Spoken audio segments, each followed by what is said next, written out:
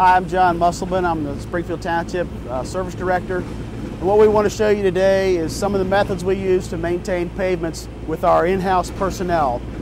Those would be crack sealing, repairing potholes, patching curb, and then milling out large areas of asphalt that you can see behind me and replacing that with new hot asphalt.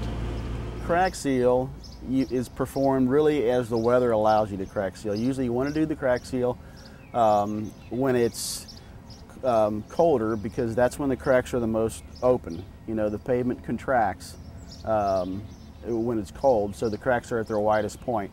So that's when it's the best time to blow the debris out of the crack and then fill it, because you're going to get the most crack filler in it.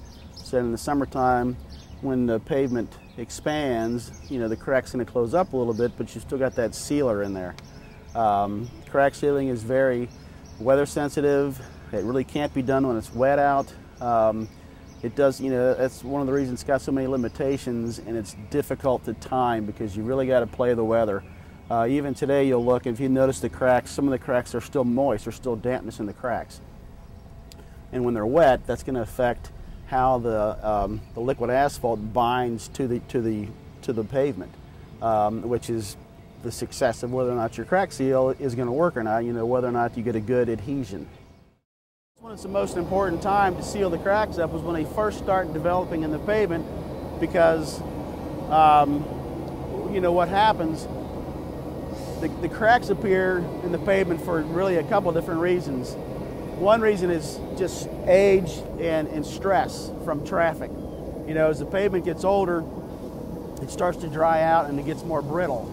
Okay? When it gets more brittle and you get a lot of traffic, you know, every day for weeks and months and years, it starts to become so brittle it starts to crack. Okay? If you seal the cracks up, you keep water from penetrating those cracks.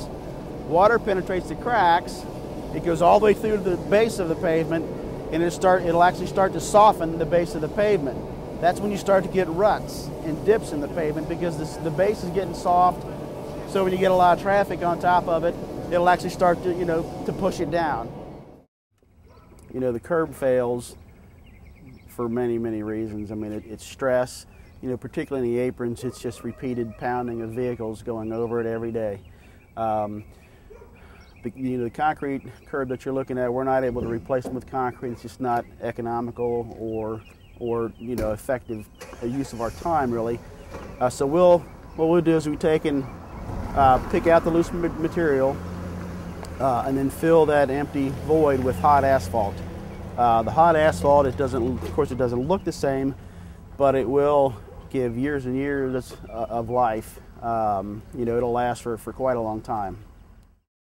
When you get to the point where you see pavement, you know, that's you know, it's like this, where you've got large areas of pavement that are starting to crumble. Mm-hmm. You've got large areas where you've got you know, where you've had a lot of potholes, and you've got patch upon patch upon patch upon patch. Those are the types of areas that we want to concentrate on when we go out and do the actual milling. You know, we'll grind all that out. The material that you're seeing that's being ground up here, the old asphalt, they'll take that, put it on this 1-ton dump truck here, and they'll actually take that back to the asphalt plant and drop it off there. The asphalt plant will then recycle this, turn it into new asphalt for some future project. This is our asphalt roller. It's got a water tank on the back, so once you start rolling the hot asphalt, you turn the water on. There's a spray bar on the front roller and the back roller. You have to keep those rollers wet, otherwise the asphalt would stick to the rollers. Once they roll it, they will come down and seal the edges with the same method that you saw them do with the crack seal. Okay. Yeah, basically do the same method. They'll just make sure that's, you know, clean of any loose debris, and then just run a bead of that hot material along the edges of that patch to keep the edges of it sealed.